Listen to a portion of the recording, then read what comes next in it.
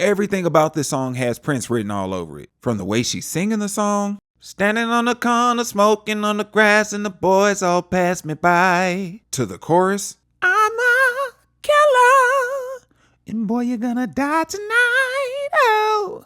So let's get into this album. This album has had me in a chokehold since Friday. And two things that stuck in my mind was, one, Gaga's ready to dance again, real tough.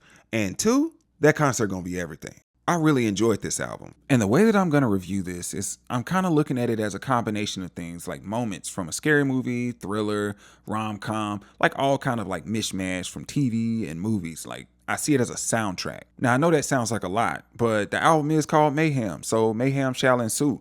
But I want you to follow me if you can. So we're gonna start off by setting the scene. It's a normal day, the birds are chirping, the sun is out, the people are going out about their day. And then you see that there's a car accident. And as you get closer, you see that someone or something got hit. And that camera pans down and it gets closer. We see something that resembles possession or contagion, like patient zero got out of the lab or something like that. And then the music cuts in and it's disease. And as the music plays, the driver starts chasing after the person/thing that it hit, which means it's not afraid. And at this point, we don't know if this is the antagonist or protagonist. And then when you get into those lyrics and she says, there are no more tears to cry. I heard you begging for life. And then she says, running out of medicine. You're worse than you've ever been. And then she gets into that pre-chorus moment where she says, screaming for me, baby, like you're gonna die. Poison on the inside, I could be your antidote tonight. So essentially, whatever has gotten loose can't be controlled or contained once it's out for too long. So she's coming to clean it up. And when she gets to the chorus, she says, I can be your doctor. I can cure your disease. If you are a sinner, I can make you believe. And when she gets to the second verse, she says, you're so tortured when you sleep, plagued with all your memories. You'll reach out and no one's there, except for me, because I'm out here lurking. So essentially, you have nowhere to go but to me. And while this chase is going on, the music is jamming. It's a great combination of dance and some metal elements. See, this will be a great opening scene to a film. And at this point, I'm seeing her as more of the protagonist. She's protecting the world from the dangers before they get out of hand. So she captures the possessed or diseased being. And then we cut to the opening scenes for Mother Mayhem. And for the credits, a song called Abracadabra comes on. And once we get out of the credits, the song carries over into the next scene, which is out at a club, sort of like Underworld or Blade or something like that. And the people are killing it on the dance floor as if the category is dance or die. I mean, it actually is. The category is dance or die. The music is absolutely infectious. It's almost impossible to not dance to this beat. And as you look around, there's so much creature representation. I mean, it's looking like True Blood / Sabrina up in there. You got the vamps, you got the werewolves, you got the fairies and such. They're all partying together, but you know, some people have the ability to get out of hand, and you know who checks them? Mother Mayhem. And Mother Mayhem is amongst the crowd. She's over there chilling with her people, and while she's talking, you can hear the music in the background. Hold me in your heart tonight in the magic of the dark moonlight. And then you see all the bodies come together. It's like slow motion. We up close to each other, and you hear, with the haunting dance, now you're both in a trance. It's time to cast your spell on the night. And then she gets to the chorus, and it's pretty simple, but it hits, because in this magical world of Gaga, she sings, Abracadabra, ama unana, abracadabra, mata ugaga. Simply put, morta means death, and amor means love. And that's why she said, in her tongue she said, death or love tonight. And I like the operatic kind of note that she hit during that bridge that she was singing. I don't even know if operatic was a word, but it is today.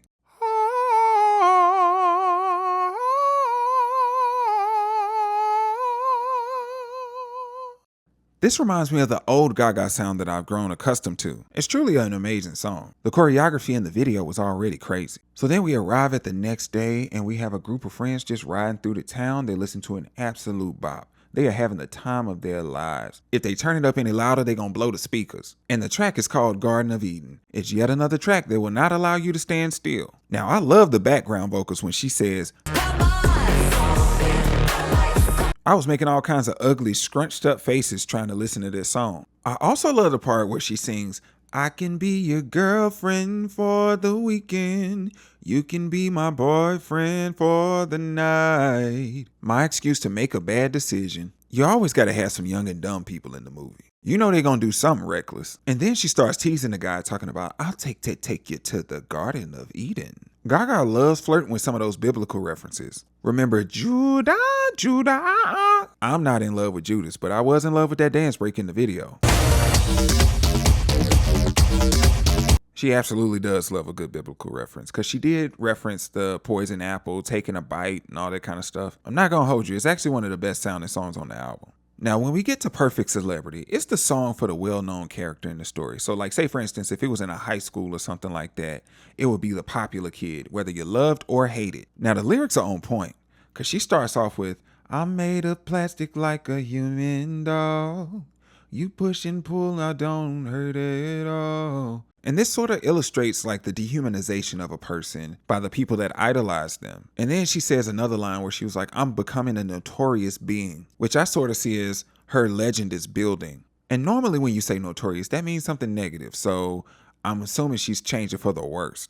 And I love the way she drags out some of the vocals in some of those lines. For example, you say I love you, I disintegrate.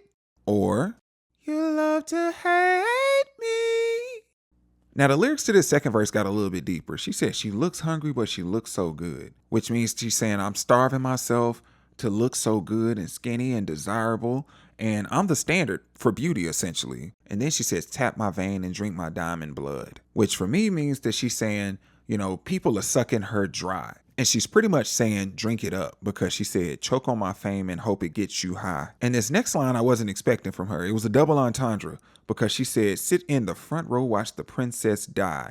Now, for the people who were not around when this happened or didn't know anything about Princess Diana, the crash that was caused by paparazzi chasing Princess Diana just to get photographs and stuff like that was crazy. It was all over the news when I was a kid. So this line not only illustrates how dangerous the paparazzi can be, but also how much people will take from your life force until you're dead. And even after you die, they're gonna still use you for their benefit, because they still use you in media after you're gone. The song had so many layers to it, and this is one of the best songs on the album in my opinion. So then we move into the lovey-dovey stuff. You know, every film has like a little love story situation happening, and Vanish Into You has that kind of sound. It actually sounds like a forever kind of love song. Now throughout this album, Gaga has been in her vocal bag, because when she hit this part right here, that made me tingle a little bit. And they also had a really good dance break on this one. And, you know, Andrew Watt is one of the producers. He's actually the only producer and writer that I saw on every track on this album. And all I gotta say is, buddy better play that bass. Now let me get back to why I call this a forever love song. So she ended the song with, when I die, can I vanish into you? And then a little bit before that, she said, like a ghost. So one of three things is gonna happen here. Either she's going to haunt him for the rest of his days, she's going to take possession of his body and just control him, or she's going to be in his heart for forever. Now, since this one sounds cute, I'm going to go ahead and stick with the last one. But Gaga kind of give me the energy of, I'm going to haunt you for the rest of your life. You ain't getting rid of me that easy. So this the kind of love you want in a rom-com, because it can be cute and corny. But if it gets to a scary movie, oh, one of them got to die. Like, somebody got to go, because it's setting us up for tragedy because they love each other too much. And it would definitely be a tearjerker. So we finally get to a love-making scene that may or may not be what you actually desire. And the perfect song for this is Killer featuring Gesaffelstein. I can't wait to see this one live. And it's so Prince-coded. Just listening to the song, you would think Prince made this for real. So I looked through the credits to see if I was going to find Prince's name on there. I didn't. And then I went to Google to see if there was anything sampled. And Genius actually said that it was an interpolation of David Bowie's fame. Now, I like David Bowie as well, and I know Gaga loves her some David Bowie, but that was not the first thing I thought of as soon as I heard this track come on. Everything about this song has Prince written all over it. From the way she's singing the song, standing on the corner, smoking on the grass, and the boys all pass me by, to the chorus, I'm a killer, and boy, you're gonna die tonight, oh. Or we can try it into one of those lower Prince voices. I'm a killer, and boy, you're gonna die tonight, oh. Now, the music has a really nice groove to it. Now, this guitar lick isn't exactly the same, but it kind of makes me think of Kiss by Prince. But when you listen to Fame, it actually sounds closer. I heard the interpolation a lot better when I went and listened to Fame and then came back and listened to the song again. So I still hear Prince heavily, but regardless of who's interpolated or sampled or inspiring here, this is actually my favorite song on the album. Now let's talk about that scream that we're gonna make somebody do. Gonna make you scream, that's a matter of fact, don't be a fantasy. Like, this is a background scream, and that is cute or whatever, but I need you for the concert to give us a foreground scream, and since it's already sounding like Prince, go ahead and give us a Prince level scream. If you got on headphones, turn it down a little bit. If you got like speakers just on your computer, you might want to back away from the box real quick, because I got to back away from the mic even to sing it. So now that you've prepared yourself, I want this one right here. And I honestly don't care where it comes from. It can come from you or it can come from a background singer. I just need and want that in my life. So after we finish that scene of heated fellowship, we move on to the next track. Ooh, that is not it. But that's what I think about as soon as the song comes on every time.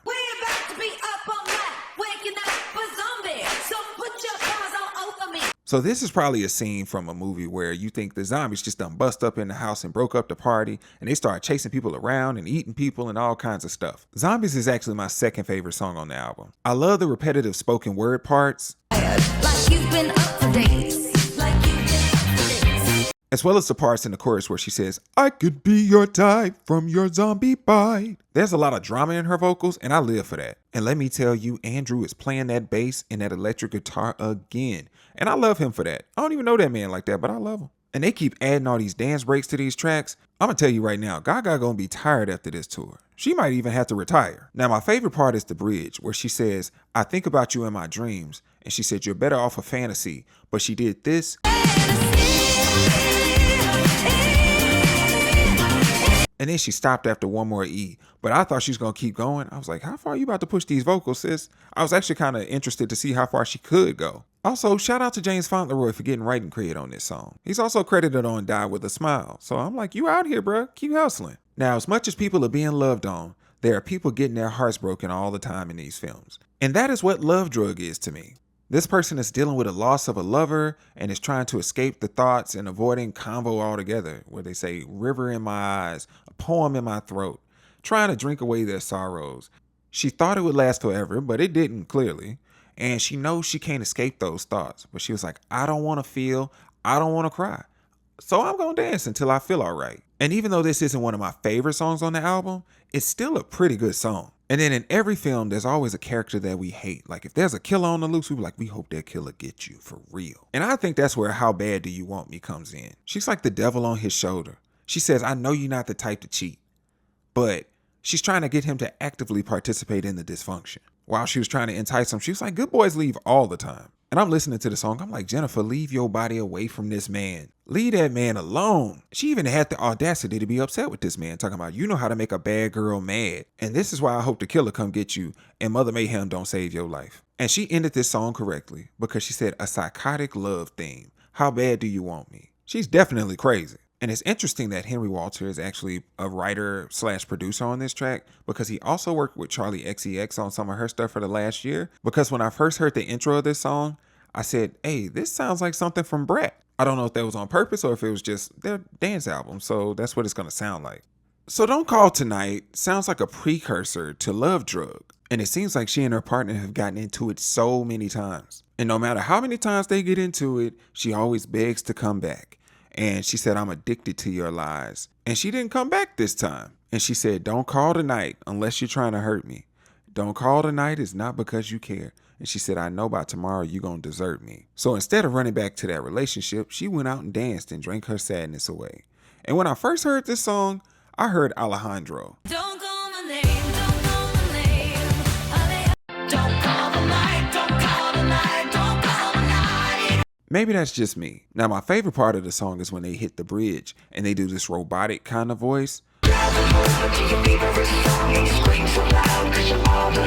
I love this part. And even though I think the song is cool, I don't think this is like one of the higher ranking songs on the album. It's on the lower end for me. So remember old girl I was talking about in Disease that didn't fear what she hit?